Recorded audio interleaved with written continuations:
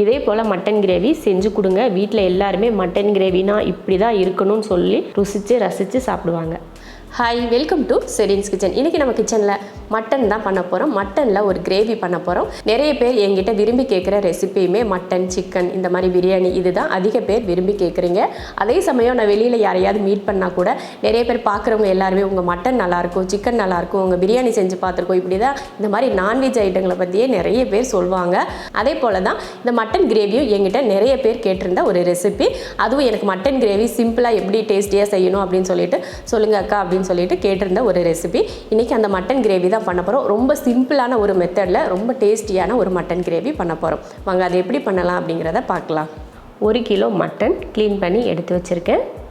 அதில் 1 ஸ்பூன் மிளகாத்தூள், 2 ஸ்பூன் மல்லித்தூள், 1/4 ஸ்பூன் மஞ்சள் தூள், இஞ்சி பூண்டு பேஸ்ட் 1/2 ஸ்பூன், ஒரு 2 ஸ்பூன் அளவுக்கு எண்ணெய், தேவையான அளவுக்கு உப்பு. இதை கலந்து விட்டுறலாம். அடுத்ததாக தண்ணி சேர்த்துடலாம். அதிகமாக தண்ணி வேணாம், அந்த கறி முங்குற அளவுக்கு மட்டும் தண்ணி சேர்த்துக்கிட்டால் போதும். இப்போ குக்கர் மூடி போட்டு 5 விசில் விட்டு வேக வச்சு எடுத்துக்கலாம். மட்டன் பார்த்திங்கன்னா இந்த மாதிரி வேக வச்சு எடுத்தாச்சு. இப்போ தாளித்து விட்டுறலாம்.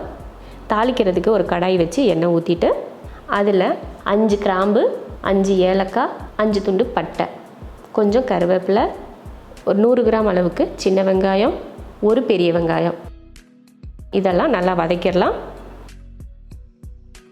வெங்காயம் ஓரளவுக்கு வதங்கினதுக்கு அப்புறமா நம்ம வேக வச்ச மட்டனை எடுத்து அந்த தண்ணியை வடிச்சிட்டு சேர்த்துக்கலாம். சேர்த்துட்டு இதையும் நல்லா வதக்கி விட்டுறலாம்.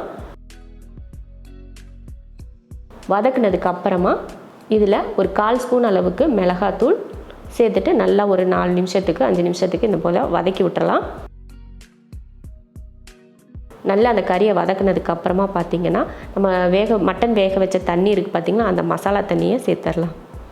இப்போ உப்பெல்லாம் சரியாக இருக்கான்னு பார்த்துட்டு கொஞ்சமாக உப்பு சேர்த்துக்கலாம். கலந்து விட்டுட்டு மூடி போட்டு அந்த தண்ணி கிரேவி பக்குவத்துக்கு வர வரைக்கும் வேக வச்சுக்கலாம். பார்த்திங்கன்னா அது தண்ணி வற்றி கிரேவி பக்குவத்துக்கு வந்துடுச்சு. கிட்டத்தட்ட ஒரு 10 நிமிஷம் கிட்ட வேக வச்சுருக்கேன். இப்போ இறக்க போகிறதுக்கு முன்னாடி ஒரு 1/4 ஸ்பூன் அளவுக்கு கரம் மசாலா தூள் சேர்த்துடலாம். சேர்த்துட்டு கலந்து விட்டுருவோம். மறுபடியும் அடுப்பை சிம்மில் வச்சு ஒரு 5 நிமிஷத்துக்கு வேக விட்டுறலாம்.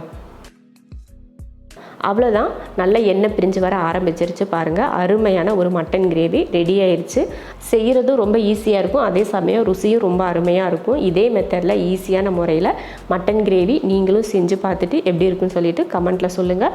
பிடிச்சிருந்தா லைக் பண்ணிவிட்டு ஷேர் பண்ணிவிட்டு நம்ம ஷெரின்ஸ் கிச்சன் சேனலை சப்ஸ்கிரைப் பண்ணி பக்கத்தில் இருக்க பெல் ஐக்கானை கிளிக் பண்ணி வச்சுக்கோங்க.